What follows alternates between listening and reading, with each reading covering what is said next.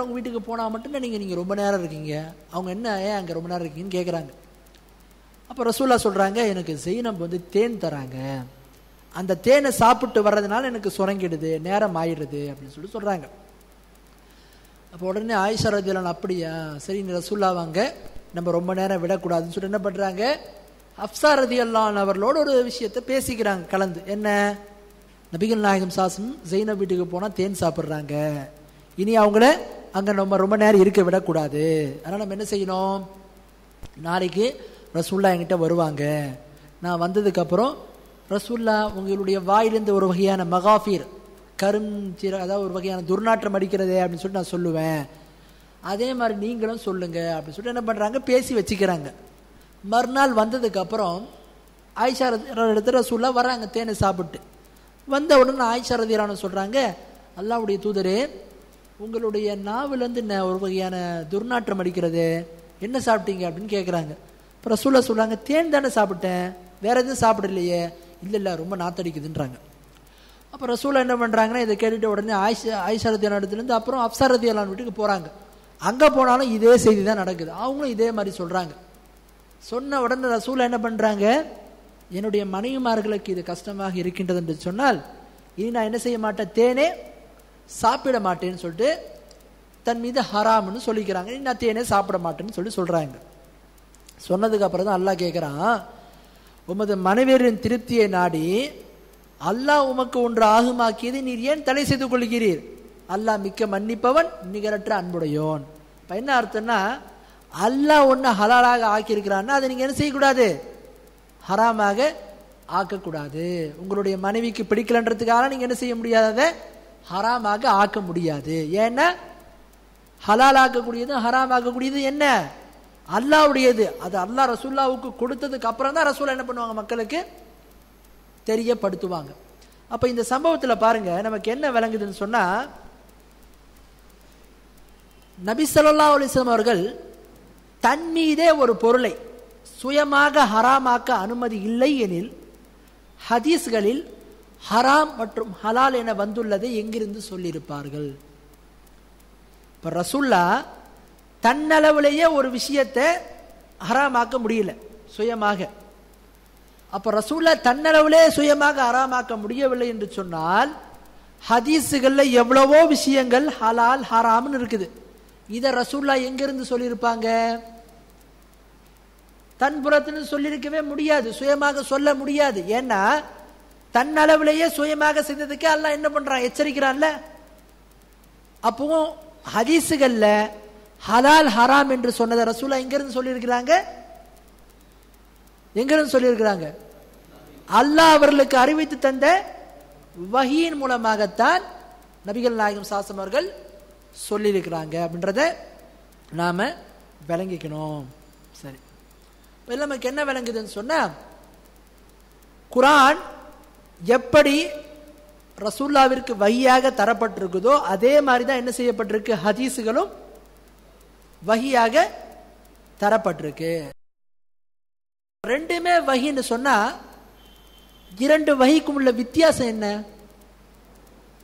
குர்ஆனும் வஹி ஹதீஸும் வஹின்னு சொன்னா ரெண்டுத்துக்கும் உள்ள வித்தியாசம் என்ன நீங்க பாத்தீங்கன்னா, அந்த வித்தியாசங்களை நாம மூன்று வகையாக பிரிக்கலாம். எப்படி, முதல் விஷயம், அல் குர்ஆன்ல பொறுத்த வரைக்கும் வார்த்தைகள் அல்லாஹ்வினால் தரப்பட்ட வடிவில் அப்படியே உள்ளது. குர்ஆன்ல இருக்கக்கூடிய வார்த்தைகள் அல்லாஹ்வால கொடுக்கப்பட்டது. குர்ஆன்ல எந்த ஒரு வார்த்தையும் மனிதனுடைய வார்த்தை இல்லை, மற்ற யாருடைய வார்த்தையும் கிடையாது. அதுல யாருடைய வார்த்தை இருக்குது, அல்லாஹ்வுடைய வார்த்தை மட்டும்தான் இருக்குது. விளங்குதுங்களா? இது ஒண்ணு. சுன்னாவை பொறுத்த வரைக்கும் நீங்க பாத்தீங்கன்னா, ஹதீஸுகளை பொறுத்த வரைக்கும் ஹதீஸுகள்ல அல்லாஹ்வினால் தரப்பட்ட கட்டளைகளும் சட்டங்களும் அப்படியே உள்ளது. ஹதீஸுகளை பொறுத்த வரைக்கும் நீங்க பாத்தீங்கன்னா அதுல அல்லாஹ்வுடைய வார்த்தையும் இருக்கும், ரசூலுல்லாஹ்வுடைய வார்த்தையும் இருக்குது, சஹாபாக்களுடைய வார்த்தையும் இருக்குது, தாபீன்களுடைய வார்த்தையும் இருக்குது. ஹதீஸுகளை தொகுத்தாங்க பாத்தீங்களா, ஹதீஸ் கலை வல்லுநர்கள் இமாம்கள், அவருடைய வார்த்தையும் இருக்குது. குர்ஆனை பொறுத்த வரைக்கும் என்ன,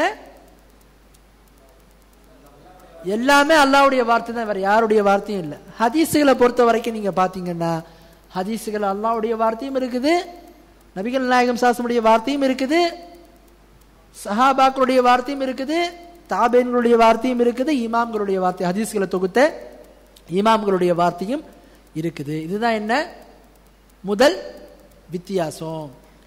அதற்கடுத்து இரண்டாவது வித்தியாசம் என்ன அப்படின்னு நீங்க பாத்தீங்கன்னா, அல் குர்ஆனை ஓதுவதினால் நன்மை என்பது என்ன செய்யப்பட்டிருக்கு, நிர்ணயம் செய்யப்பட்டிருக்கு. குர்ஆனை பொறுத்த வரைக்கும் நீங்க பாத்தீங்கன்னா குர்ஆனை ஓதுனா இவ்வளோ நன்மை அப்படின்றது என்ன செய்யப்பட்டிருக்கு, ஒரு எழுத்துக்கு 10 நன்மைன்னு சொல்லி என்ன செய்யப்பட்டிருக்கு, நிர்ணயம் செய்யப்பட்டிருக்கு. ஆனா ஹதீஸுகளை பொறுத்த வரைக்கும், சுன்னாவை பொறுத்த வரைக்கும் நீங்க பாத்தீங்கன்னா ஹதீஸுகள் இத்தனை ஹதீஸை படிச்சா உங்களுக்கு இவ்வளோ நன்மைன்னா என்ன செய்யப்படல, நிர்ணயம் செய்யப்படலாம். ஆனா என்ன, ஹதீஸுகள் படி செயல்பட்ட நன்மை இருக்குது. குர்ஆனை ஓதுனாவே என்ன செய்யும், நன்மை கிடைக்கும். ஹதீஸுகளை பொறுத்த வரைக்கும் நன்மை என்பது நிர்ணயம் செய்யப்படல, ஆனா அதன்படி செயல்பட்ட, அதை அறிந்து செயல்பட்ட அதற்கு நன்மை இருக்கிறது. இது என்ன இரண்டாவது வித்தியாசம். அதுக்கடுத்து மூணாவது வித்தியாசம் என்ன அப்படின்னு நீங்க பாத்தீங்கன்னா, அல் குர்ஆனை போன்ற வசனங்களை கொண்டு வருவதற்கு என்ன செய்யப்பட்டது, சவால் விடப்பட்டது. இந்த குர்ஆனை மாதிரி நீங்க ஒரு 10 அத்தியாயங்களை கொண்டு வாங்க, இந்த குர்ஆனை மாதிரி ஒரு அத்தியாயங்களை கொண்டு வாங்க, அல்லது குர்ஆனை மாதிரி ஒரு வசனத்தையா நீங்க கொண்டு வாங்கன்னு சொல்லி என்ன செய்யப்பட்டது, சேலஞ்ச் விடப்பட்டது, சவால் விடப்பட்டது. அப்படிப்பட்ட சவால் என்ன செய்யப்படல, ஹதீஸுகளுக்கு விடப்படல. அதனால தான் நீங்க பாத்தீங்கன்னா எத்தனையோ பொய்யர்கள் என்ன செய்தாங்க, ஹதீஸுகளை இட்டு கட்டினாங்க. ஆனா குர்ஆனை பொறுத்த வரைக்கும் கொண்டு வந்தாங்க. அல்ஃபீல் அல்லாஹ் தஆலா குர்ஆன்ல சொல்றான், என்னென்ன, அலம் தர கைஃப ஃபஅல ரப்புக பி அஸ்ஹாபில் ஃபீல், என்ன வசனம் தெரியல உங்களுக்கு, யானை படையை பத்தி அல்லாஹ் தஆலா சொல்றான். அப்ப சில பேர் என்ன பண்றாங்க, அல்லாஹ் யானையை பத்தி சொல்றானா, அல்ஃபீல் யானை, மல்ஃபீல் யானைன்னா என்ன, லஹு குர்தூம் அதுக்கு ஒரு தும்பிக்கை இருக்கும் அப்படின்ற மாதிரிலாம் என்ன செய்தாங்க, கொண்டு வந்தாங்க. ஆனா என்ன செய்யப்பட்டது, அது அன்று வாழக்கூடிய அந்த குறைஷி மக்களாலே அது கேலி செய்யப்பட்டு விடப்பட்டது. ஆனா ஹதீஸுகளை பொறுத்த வரைக்கும் இப்படிப்பட்ட சேலஞ்ச் விடப்படல. அதனால தான் நீங்க பாத்தீங்கன்னா ஹதீஸுகள் விஷயத்துல பொய்யர்கள் என்ன செய்தாங்க, பல ஹதீஸுகளை இட்டு கட்டினாங்க. ஆனா அல்லாஹ் என்ன செய்தான், அதையும் பாதுகாத்திருக்கிறான். விளங்குதுங்களா? அப்ப நம்ம முதல்ல ஒன்று என்ன பார்த்தோம், குர்ஆனும் வஹி, ஹதீஸுகளும் ரசூலுல்லாஹ்விற்கு வஹியாக தரப்பட்டதுன்னு பார்த்தோம். அப்ப அந்த ரெண்டு வஹிக்குள்ள வித்தியாசத்தையும் நாம பார்த்தோம். என்ன வித்தியாசங்கள், எப்படி நம்ம அதை பிரிக்கலாம், எத்தனை வகையா பிரிக்கலாம்? அல்லாஹ்வுடைய வார்த்தை அப்படியே இருக்கிறது, அது எந்த மாற்றமும் இல்லை, அல்லாஹ்வினால் தரப்பட்ட வார்த்தை. ஹதீஸ்களை பொறுத்த வரைக்கும் சஹாபாக்களுடைய வார்த்தை இருக்கு, தாபீன்களுடைய வார்த்தை இருக்குது, இமாம்கள் ஹதீஸ்களை தொகுத்த இமாம்களுடைய வார்த்தையும் இருக்குது. இது முதல் வித்தியாசம். இரண்டாவது வித்தியாசம் என்ன, குர்ஆனை பொறுத்த வரைக்கும் நீங்க அதை ஓதுனாலே ஒரு வார்த்தைக்கு 10 நன்மை நிர்ணயம் செய்யப்பட்டிருக்கு. ஹதீஸுகளுக்கு இப்படி நன்மை நிர்ணயம் செய்யப்படல. மூன்றாவது வித்தியாசம் என்ன, குர்ஆனை பொறுத்த வரைக்கும் அதற்கு சவால் விடப்பட்டது, ஹதீஸுகளுக்கு அவ்வாறு சவால் விடப்படல. இதுதான் என்ன, இரண்டு வகைகளுக்கும் உள்ள வித்தியாசம். சரி, அதுக்கடுத்து வாங்க. இப்போ குர்ஆன் பாதுகாக்கப்பட்டது, இதுல யாருக்குமே சந்தேகம் கிடையாது. எந்த ஒரு முஸ்லீமும் குர்ஆனுடைய பாதுகாப்பு தன்மையில சந்தேகம் இருக்குன்னு யாருமே சொல்லவே மாட்டாங்க. எல்லாருக்குமே நம்பிக்கை இருக்கு குர்ஆனும் பாதுகாக்கப்பட்டிருக்குன்னு. ஹதீஸுகளும் பாதுகாக்கப்பட்டிருக்கின்றன. குர்ஆன் எப்படி பாதுகாக்கப்பட்டிருக்குதோ அதே மாதிரி ஹதீஸுகளும் பாதுகாக்கப்பட்டிருக்கின்றன. அதுக்கு என்னென்ன ஆதாரங்கள் நீங்க பாத்தீங்கன்னா, எப்படி அல்லாஹ் குர்ஆன்ல குர்ஆனை பாதுகாப்பதாக உத்தரவாதம் கொடுத்திருக்கிறானோ அதே அல்லாஹ் தான் என்ன பண்றான், குர்ஆன்ல ஹதீஸுகளையும் பாதுகாப்பதாக சொல்கிறான், உத்தரவாதம் கொடுத்திருக்கிறான். எங்க அப்படின்னு நீங்க பாத்தீங்கன்னா, குர்ஆன்ல சூரா கியாமா என்று சொல்லக்கூடிய 75வது அத்தியாயத்துல அல்லாஹ் தஆலா 16வது வசனத்துல, 17வது வசனத்துல, 18வது வசனத்துல, 19வது வசனத்துல சொல்றான். என்னன்னு சொல்லி, லா துஹர்ரிக் பிஹி லிசானக லிதஅஜல பிஹி இன் அலைனா ஜம்அஹு வ குர்ஆனஹு ஃபஇதா கரஅனாஹு ஃபத்தபி குர்ஆனஹு ثم இன் அலைனா பயானா. அல்லாஹ் தஆலா இந்த வசனத்துல சொல்றான், நபியே இந்த குர்ஆன் உங்களுக்கு ஜிப்ரீல் அலைஹிஸ்ஸலாம் வந்து வஹியாக உங்க மீது அது கொடுக்கப்படும் போது நீங்க என்ன செய்யாதீங்க, அவசரப்பட்டு உங்களுடைய நாவை வேகமாக அசைக்காதீர்கள். ஏன்? இன்ன அலைனா ஜமஅஹு வ குர்ஆனா, இந்த குர்ஆனை ஒன்று திரட்டுவதும் அதை ஓதி காட்டுவதும் எங்கள் மீது உள்ள கடமை. அதனால நீங்க என்ன செய்யுங்க, ஃபஇதா கரஅனாஹு ஃபத்தபிஉ குர்ஆனா, குர்ஆன் வந்து உங்களுக்கு ஓதி காட்டப்பட்டது என்று சொன்னால் அதை பின்தொடர்ந்து கேளுங்க. உங்களுடைய உள்ளத்துல ரெக்கார்ட் பண்றது, அதை பதிய வைக்கிறது எங்களுடைய பொறுப்புன்ட்டு. அப்புறம் அல்லாஹ் என்ன சொல்றான் தெரியுமா, சும்ம இன்ன அலைனா பயானா, பின்னர் அந்த குர்ஆனை அதனை தெளிவுபடுத்துவதும் நிச்சயமாக எம் மீதுள்ள பொறுப்பாகும் அல்லாஹ் தஆலா. அப்ப இந்த இடத்துல அல்லாஹ் தஆலா அதை தெளிவுபடுத்துவதும் எம் மீது பொறுப்புன்றானே. எதை தெளிவுபடுத்துவது? குர்ஆனை. குர்ஆனை எப்படிங்க தெளிவுபடுத்துறது? இதுக்கு முன்னாடி நம்ம பார்த்தோம், குர்ஆனுக்கும் சுன்னாவுக்கும் உள்ள தொடர்புல குர்ஆன் என்ன செய்யும், குர்ஆன்ல தெளிவுபடுத்தாத விஷயங்களை எது தெளிவுபடுத்தும்? ஹதீஸுகள் தெளிவுபடுத்தும். அப்ப பாருங்க, அல்லாஹ் குர்ஆன்லயே சொல்றான், குர்ஆனை தெளிவுபடுத்தக்கூடிய இதையும் அல்லாஹ் என்ன சொல்றான், என்னுடைய பொறுப்புன்றான். அப்போ குர்ஆன் பாதுகாக்கப்பட்டிருக்குது, ஹதீஸ் பாதுகாக்கப்படுறதுனா என்ன ஆயிடும்? அல்லாஹ்வுடைய இந்த உத்தரவாதத்துல சந்தேகம் வரும். ஏன்னா அல்லாஹ் என்ன சொல்றான், இதை தெளிவுபடுத்துவது என்னுடைய பொறுப்புன்றான். விளங்குதுங்களா? இல்ல ரசூலுல்லாஹ் காலத்துல வந்து பாதுகாக்கப்பட்டிருந்தது, சஹாபாக்கள் காலத்துல பாதுகாக்கப்பட்டிருந்தது, அப்புறம் தான் வந்து பாதுகாக்கப்படலன்னு என்ன சொல்ல முடியாது, நம்மளால சொல்ல முடியாது. ஏன்னா அல்லாஹ் ஒரு விஷயத்த சொல்றான்னா குறிப்பிட்ட காலம் வரைக்கும் இல்லை, அது எப்போ வரைக்கும் இருக்குது? கியாமத் நாள் வரைக்கும் உள்ளது. விளங்குதுங்களா? அப்போ இதுல நமக்கு என்ன தெரிய வருதுன்னா, அல்லாஹ் எப்படி குர்ஆனை பாதுகாக்கிறதா சொல்றானோ அதே அல்லாஹ் ஹதீஸுகளையும் பாதுகாப்பதாக. தெளிவுபடுத்துவது என்பது குர்ஆனில் தெளிவுபடுத்தப்படாத செய்தியை பற்றி தெளிவுபடுத்துவது. தெளிவுபடுத்துவது எதை குறிக்குதுன்னா, குர்ஆன்ல எதெல்லாம் தெளிவுபடுத்தாம வருதோ அது என்ன செய்யுது, ஹதீஸ் தெளிவுபடுத்துது. சரி, அதுக்கடுத்து பாருங்க, ஹதீஸுகள் பாதுகாக்கப்பட்டதுக்கு அல்லாஹ்வே என்ன செய்திருக்கிறான், உத்தரவாதம் கொடுத்திருக்கிறான். ஹதீஸுகளை, குர்ஆனை எப்படி சஹாபாக்கள் தன்னுடைய உள்ளத்துல மனப்பாடம் செய்து பாதுகாத்து வைத்திருந்தார்களோ அதே மாதிரி என்ன செய்திருக்கிறாங்க, ஹதீஸுகளையும் சஹாபாக்கள் மனப்பாடம் செய்து வைத்திருந்தார்கள். குர்ஆனை மனப்பாடம் செய்த மாதிரியே சஹாபாக்கள் அவர்களுக்கு தெரிந்த ஹதீஸ்கள் என்ன செய்திருந்தாங்க, மனப்பாடம் செய்து வைத்திருந்தார்கள். இப்படியாக அல்லாஹ் என்ன செய்தான், அவர்கள் மனப்பாடம் செய்ததன் மூலமாக கூட அல்லாஹ் ஹதீஸுகளை பாதுகாத்தான். குர்ஆனை மனப்பாடம் செய்யறது தான் சிரமம், ஹதீஸுகளை மனப்பாடம் செய்யறது என்ன சஹாபாக்களை பொறுத்த வரைக்கும் சிரமமே கிடையாது. ஏன் சொல்லுங்க பார்க்கலாம்? ஏன்னா குர்ஆன்ல அந்த வார்த்தை மாற்றப்படாம அப்படியே மனப்பாடம் பண்ணும். ஹதீஸுகளை பொறுத்த வரைக்கும் என்ன, கருத்து சட்டத்தை சொன்னா மட்டும் போதும். வார்த்தை என்பது என்ன, அப்படியேன்றது வந்து ஒரு நிபந்தனை கிடையாது. சட்டமும் கருத்தும் வந்தா மட்டும் போதும். அதுக்கடுத்து பாருங்க, சஹாபாக்கள் குர்ஆனை எழுதி வைத்திருந்தார்கள். அதே மாதிரி என்ன செய்தாங்க, சஹாபாக்கள்ல சில பேர் ஹதீஸுகளையும் எழுதி வைத்திருந்தார்கள். அது சம்பந்தமா பாருங்க, புகாரியில 113 நம்பர் ஹதீஸ்.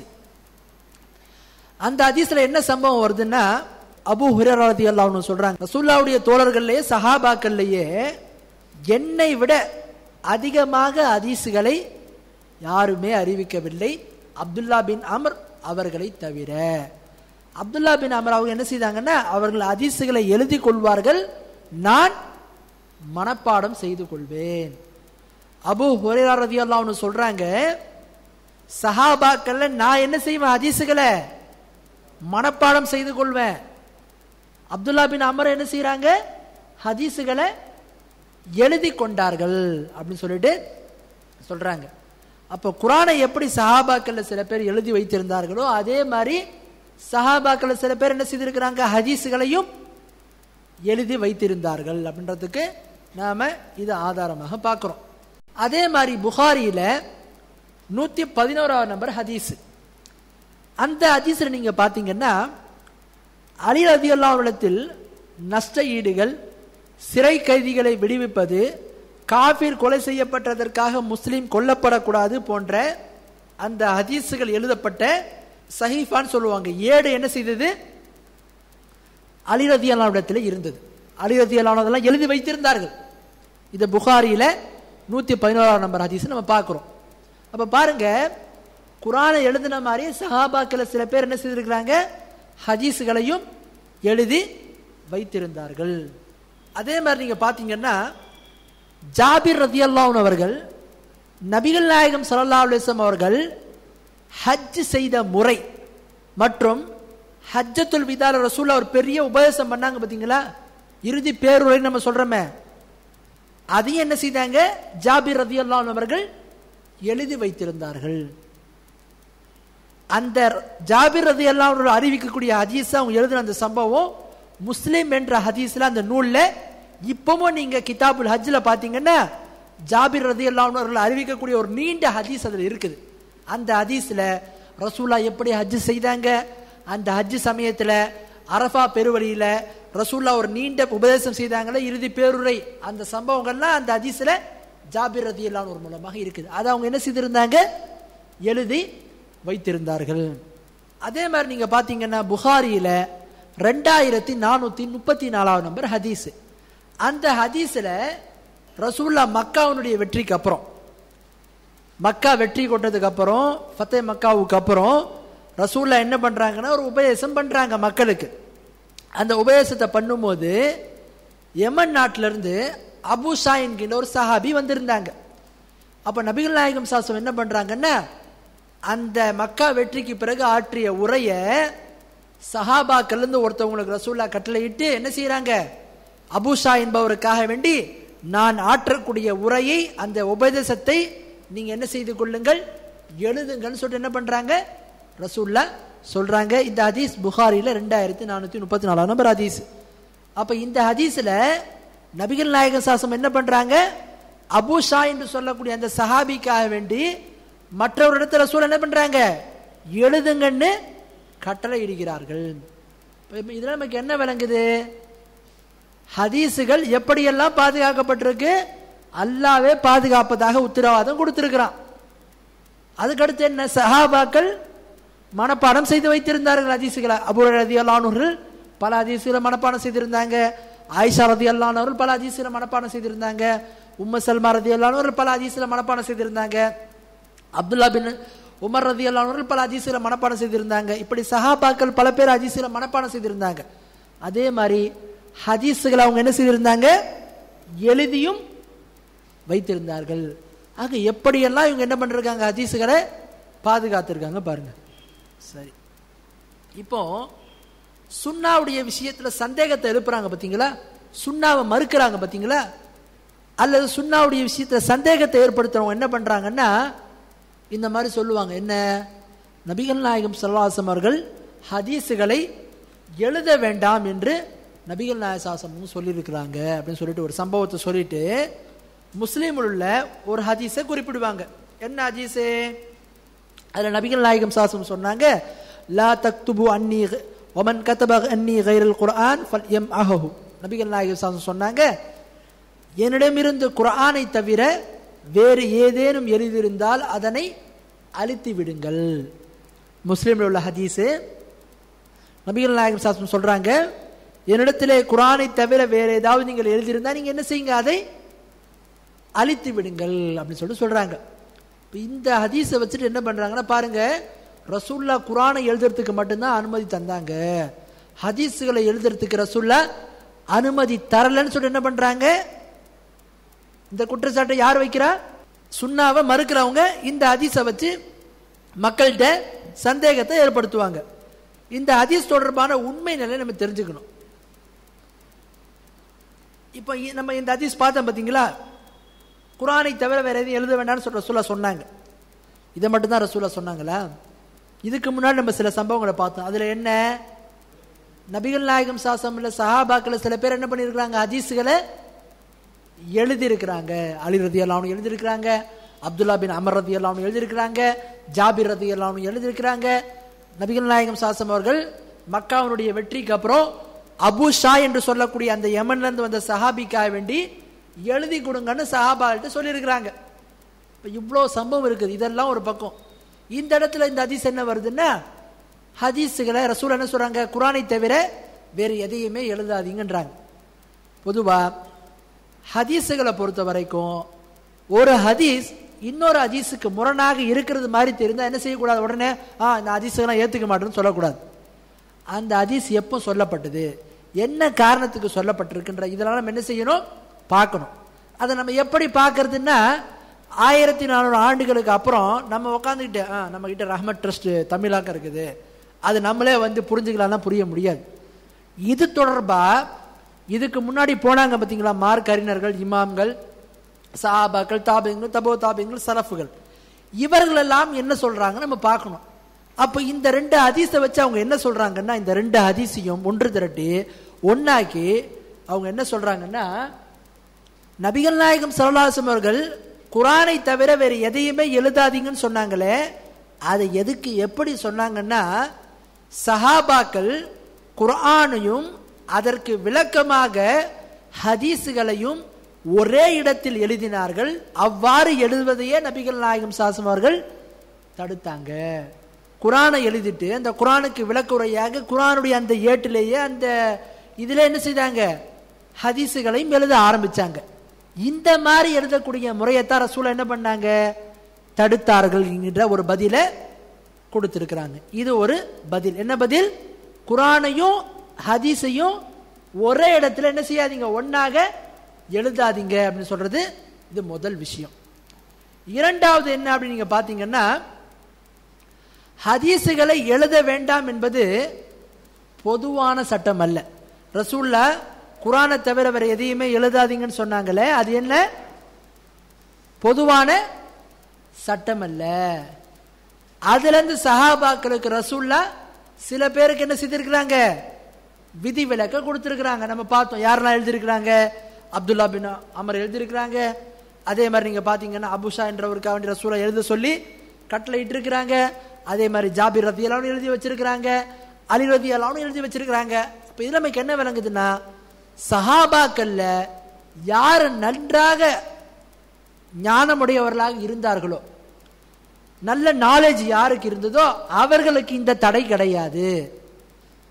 அந்த அளவுக்கு நாலேஜ் இல்லாத சாதாரணமாக இருக்காங்க பாத்தீங்களா, அவர்களுக்கு தான் ரசூல் என்ன பண்ணாங்க, இந்த தடையை சொன்னார்கள்ன்றத ஒரு பதிலாகவும் கொடுக்கப்பட்டிருக்கு. அதுக்கடுத்து பாருங்க, இந்த ஒரு பதிலும் கொடுக்கப்பட்டிருக்கு. என்ன பதில்? குர்ஆனை தவிர வேற எதையுமே எழுதாதீங்கன்னு ரசூலா சொன்னாங்க பாத்தீங்களா, இந்த சட்டம் முன்னாடி இருந்த சட்டம். ஏன்னா இது முன்பு அறிவிக்கப்பட்டது, பின்னாடி சட்டம் மாற்றப்பட்டு விட்டது. இதை நம்ம எப்படி அறிகிறோம் அப்படின்னு நீங்க பாத்தீங்கன்னா, நபிகள் நாயகம் சாசம் அவர்கள் மக்காவை வெற்றி கொள்றாங்க. இது எப்ப வெற்றி கொள்றாங்க? ஆரம்ப காலத்திலயா, கடைசி காலத்துல. அப்ப ரசூலா என்ன பண்றாங்க, அபூஷா என்பவருக்காக வேண்டி எழுதி கொடுங்கள் ரசூலா கட்டளையிடுறாங்க. அதே மாதிரி ரசூலாவுடைய கடைசி ஹஜ்ஜில, ஹஜ்ஜத்துல் விதால ரசூல் சாசம் அவர்கள் செய்த அந்த ஹஜ்ஜியையும் அந்த ஹஜ்ஜில ஆற்றிய உரையையும் யார் எழுதுனா, ஜாபிர் ரலியல்லாஹு அன்ஹு அவர்கள் எழுதி வைத்திருந்தார்கள். அப்போ இது எழுத வேண்டாம் என்ற சட்டம் முன்னாடி இருந்தது, பிறகு சட்டம் என்ன செய்யப்பட்டு விட்டது, மாற்றப்பட்டு விட்டது அப்படின்றதும் என்ன செய்யப்பட்டிருக்கு, பதிலாக கொடுக்கப்பட்டிருக்கு. விளங்குது உங்களுக்கு? அப்ப யார் சுன்னாவை மறுத்து ஹதீஸுகள் எல்லாம் ரசூலா எழுத வேண்டாம்னு சொல்லி சொன்னாங்களோ, அது என்ன, அதனுடைய பின்னணியை நம்ம அறியணும். அதற்கு எப்படிலாம் பதில் கொடுக்கப்பட்டிருக்கு? 3 வகையான பதில் கொடுக்கப்பட்டிருக்கு. என்ன பதில்? ஒன்று நம்ம என்ன பார்த்தோம், கவனமா கேளுங்க. ஒன்று நம்ம என்ன பார்த்தோம், குர்ஆனையும் ஹதீஸையும் ஒரே இடத்துல சேர்த்து எழுதாதீங்கன்றது ஒரு பதில். ரெண்டாவது என்ன, ரெண்டாவது நம்ம என்ன பார்த்தோம், குர்ஆனோட அதாவது ஹதீஸுகளை எழுத வேண்டாம் என்பது பொதுவான சட்டம் அல்ல. அதிலிருந்து சிலருக்கு ரசூல் என்ன பண்ணாங்க, விதி விலக்க கொடுத்திருந்தாங்க. சஹாபாக்கள் சில பேர் அதை எழுதி வைத்திருந்தார்கள். அதற்கடுத்து மூன்றாவது என்ன, முன்னாடி இருந்தது, அதுக்கு தான் நாசிக் மன்சூக்னு வாங்க. மன்சூக்னு சொன்ன மாற்றப்பட்ட சட்டம், நாசிக்னா மாற்றுகின்ற சட்டம். எழுத வேண்டாம் என்பது மன்சூக், முன்னாடி இருந்த சட்டம். பிறகு என்ன, எழுதுவதற்கு ரசூல்லா அனுமதி தர்றாங்க. இது என்ன, நாசிக், இப்ப இருக்கிற சட்டம். அதுக்கடுத்து பாருங்க, சுன்னாவை மறுக்கிறவங்க வைக்கக்கூடிய இது ஒரு வாதம். என்ன, ஹதீஸுகள் 3ஆம் நூற்றாண்டில் தான் தொகுக்கப்பட்டன. சையான ஹதீஸுகள் குர்ஆனுக்கு முரண்படுமான்ற புத்தகத்தில் இதான் சொல்லப்பட்டிருக்கு. ஹதீஸுகள் 3ஆம் நூற்றாண்டில் தான் என்ன செய்யப்பட்டது, தொகுக்கப்பட்டன. சரி, இது சரியான வாதமா நீங்க பாத்தீங்கன்னா இது ஒரு தவறானதுங்க. ஏன்னு சொன்னா ஹதீஸுகளை பொறுத்த வரைக்கும் நபிகள் நாயகம் ஸல்லல்லாஹு காலத்திலேயே ஹதீஸுகள் ஏட்டில் என்ன செய்யப்பட்டிருக்கு, எழுதப்பட்டிருக்கிறன. எப்படி அப்துல்லா பின் அமர் என்று சொல்லக்கூடிய சஹாபி, அவங்க கிட்ட ஒரு ஏடு இருந்தது. அந்த ஏடை என்ன செய்தாங்க, அவங்க ஒன்று திரட்டி அதுல 1000க்கும் மேற்பட்ட ஹதீஸுகளை அவர்கள் எழுதி வைத்திருந்தார்கள். அந்த ஏட்டுக்கு பேர் என்ன தெரியுமா வச்சாங்க, அஸ்-ஸஹீஃபத்து ஸாதிகா, உண்மையான ஏடு, உண்மையை சொல்கின்ற ஏடுன்னு சொல்லி அதற்கு பேரை வைத்தாங்க. அந்த ஏட்டை அவங்க என்ன பண்ணாங்கன்னா அந்த 1000க்கும் மேற்பட்ட ஹதீஸுகளை எழுதி ஒரு பெட்டியில அந்த இதெல்லாம் ஒன்றாக சேர்த்து வைத்திருந்தார்கள். விளங்குதுங்களா? அப்போ ஹதீஸுகளை பொறுத்த வரைக்கும் ஹதீஸுகள்லாம் அப்புறம் தான் துவக்கப்பட்டது இல்லை. ரசூல்லா காலத்திலே என்ன செய்யப்பட்டது, ஹதீஸுகள் எழுதப்பட்டு ஒன்று சேர்க்கப்பட்டன. இப்போ குர்ஆனை பொறுத்த வரைக்கும் நீங்க பாத்தீங்கன்னா குர்ஆன் இப்போ 2 அட்டைகளுக்கு மத்தியில் இருக்கு பாத்தீங்களா, அந்த மாதிரி எப்போ துவக்கப்பட்டது தெரியுமா? எப்போ துவக்கப்பட்டது? உஸ்மான் ரலியல்லாஹு அன்ஹு தான் என்ன செய்யறாங்க, அதை 2 அட்டைகளுக்கு மத்தியில கொண்டு வர்றாங்க. நபிகள் நாயகம் ஸல்லல்லாஹு காலகட்டத்தில் என்ன செய்தது, குர்ஆன் எழுதப்பட்டு மரப்பட்டைகளிலும் அதே மாதிரி மாட்டு தோள்களிலும் தோள்கள் என்ன செய்யப்பட்டது, எழுதப்பட்டு எல்லா இடத்திலும் ஒன்று திரட்டப்பட்டிருந்தது. ஆனா தொகுக்கப்பட்டதுன்னு சொல்ற அந்த 2 அட்டைகளுக்கு மத்தியில் எப்போ கொண்டு வரப்பட்டது, உஸ்மான் ரலியல்லாஹு அன்ஹு கிலாஃபத்துல தான். விளங்குதுங்களா? ஹதீஸுகள் என்ன செய்யப்பட்டதுன்னா எழுதப்பட்டது ரசூலுல்லாஹ் காலத்திலேயே எழுதப்பட்டு ஒன்றாக வைக்கப்பட்டிருக்குது. வைக்கப்பட்டு அதற்கு அப்புறம் என்ன செய்யப்பட்டிருக்குன்னு சொன்னா காலம் போக போக அவங்க என்ன செய்தாங்க, முதல் நூற்றாண்டுக்கு முன்னாடியே ஹதீஸுகளை தொகுக்கக்கூடிய பணியை அவர்கள் ஆரம்பித்தார்கள். எப்படி நீங்க பாத்தீங்கன்னா அபூ ஹுரைரா ரலியல்லாஹு அன்ஹு இருந்து ஹம்மாம் பின் முனப்பே என்று சொல்லக்கூடியவங்க, அபூ ஹுரைரா ரலியல்லாஹு அன்ஹுடைய பிரபலமான மாணவர், இவங்க ரொம்ப பிரசித்தி பெற்ற மாணவர். இவங்க ஹம்மாம் பின் முனப்பே என்று சொல்லக்கூடிய இவங்க அபூ ஹுரைரா ரலியல்லாஹு அன்ஹு வழியாக பல ஹதீஸுகளை என்ன செய்தாங்க, இவர்கள் எழுதி கொண்டாங்க. அவங்க அறிவிக்கக்கூடிய ஹதீஸ் இன்னைக்கும் முஸ்லிம் நீங்க பார்க்கலாம். முஸ்லிம் நூல்ல அபூ ஹுரைரா ரலியல்லாஹு அன்ஹு வழியாக நீங்க பாத்தீங்கன்னா ஹம்மாம் பின் முனப்பே என்று சொல்லக்கூடிய அந்த தாபி என்ன செய்வாங்க, பல ஹதீஸுகளை அறிவிப்பாங்க. ஆக எந்த ஹதீஸுகள் எல்லாம் அவர்கள் அபூ ஹுரைரா ரலியல்லாஹு அன்ஹு மூலமா அறிவித்தார்களோ அதெல்லாம் அவங்க என்ன செய்தாங்கன்னா எழுதி வைத்திருந்தார்கள். இவங்க மட்டும் இல்ல, இத மாதிரி பல அபூ ஹுரைராவுடைய மாணவர்கள் கிட்டத்தட்ட 800க்கும் அதிகமான மாணவர்கள் அவங்களுக்கு இருந்தாங்க. அவர்கள் அனைவருமே என்ன செய்தாங்கன்னா அபூ ஹுரைரா ரலியல்லாஹு அன்ஹு சொல்லக்கூடிய ஹதீஸுகளை எழுதி வைத்திருந்தார்கள். விளங்குதுங்களா? அதே மாதிரி பாருங்க, உமர் இப்னு அப்துல் அசீஸ் இவங்களுடைய ஹிலாஃபத்து ஹிஜ்ரி 99 100 101 6 மாசம், கிட்டத்தட்ட 2.5 வருஷம் இவங்க என்ன செய்யறாங்கன்னா ஹிலாஃபத்து இவங்களுடைய இது இருக்குது. உமர் இப்னு அப்துல் அசீஸுடைய ஹிலாஃபத்துல உமவியாவுடைய ஹலீஃபா இவங்க தன்னுடைய ஹிலாஃபத்துல ஹதீஸுகளை தொகுப்பதற்காக வேண்டிய ஒரு டீமை ஃபார்ம் பண்றாங்க, ஒரு டீமை உருவாக்குறாங்க. அந்த டீமுக்கு முஸ்லிம் இப்னு ஷிஹாப் அஸ்-ஸுஹ்ரி என்று சொல்லக்கூடிய இமாம தலைவராக நியமிக்கிறாங்க. அவர்களுக்கு கீழே 12 ஹதீஸ் கலை வல்லுநர்களை நியமித்து ஹதீஸுகள் எழுதப்பட்டிருக்கு பாத்தீங்களா, அந்த ஹதீஸுகளை எல்லாம் நீங்க ஒன்று சேருங்கள், 2 அட்டைகளுக்கு மத்தியில் கொண்டு வாருங்கன்ற பணியை ஒவ்வொரு காலகட்டத்திலும் என்ன செய்யப்பட்டிருக்கு, சஹாபாக்கள் காலத்திலையும் அவங்களுடைய காலத்திற்கு அப்புறம் உடனே என்ன செய்யப்பட்டது, ஹதீஸுகள் தொகுக்கப்பட்டன, எழுதப்பட்டு வைத்திருந்தன. அதை தொகுக்கக்கூடிய பணி உடனேயே ஆரம்பிக்கப்பட்டது. இவர்கள் சொல்வது போல 3வது ஹிஜ்ரி நூற்றாண்டுல தான் ஹதீஸுகள் தொகுக்கப்பட்டதுன்னு கிடையாது. அதற்கு முன்னாடியே ஹதீஸுகள் தொகுக்கக்கூடிய பணி ஆரம்பிக்கப்பட்டது. அதுக்கப்புறம் நீங்க பாத்தீங்கன்னா முஅத்தா கேள்விப்பட்டிருக்கீங்களா? முஅத்தா நூல் யாருடைய நூல்? அது இமாம் மாலிக் ரஹிமஹுல்லாவுடைய நூல். அதுல கிட்டத்தட்ட 1800 ஹதீஸுகள் இருக்குது. அந்த நூலை இமாம் மாலிக் அவர்கள் கிட்டத்தட்ட 20 ஆண்டுகளுக்கும் மேலாக தொகுத்தார்கள். 130 ஹிஜ்ரில அந்த பணியை அவங்க முடிச்சாங்க. அதுல 1800க்கும் மேற்பட்ட ஹதீஸுகள் அவர்கள் அப்போதே தொகுத்து விட்டார்கள். ஆக ஹதீஸுகளை தொகுக்கக்கூடிய பணி முதல் நூற்றாண்டுடைய கடைசியில என்ன செய்யப்பட்டது? ஆரம்பிக்கப்பட்டது. அதற்கு முன்னாடி என்ன செய்யப்பட்டிருந்தது? எழுதப்பட்டு பாதுகாக்கப்பட்டிருந்தது. அதே மாதிரி பல பேர் நினைவிலும் வைத்திருந்தார்கள். விளங்குதுங்களா? ஆக ஹதீஸுகள் இப்படி எழுதப்பட்டும் பாதுகாக்கப்பட்டிருக்கின்றன. அதுக்கடுத்து பாருங்க, ஹதீஸுகளை பாதுகாக்கக்கூடியதை நம்ம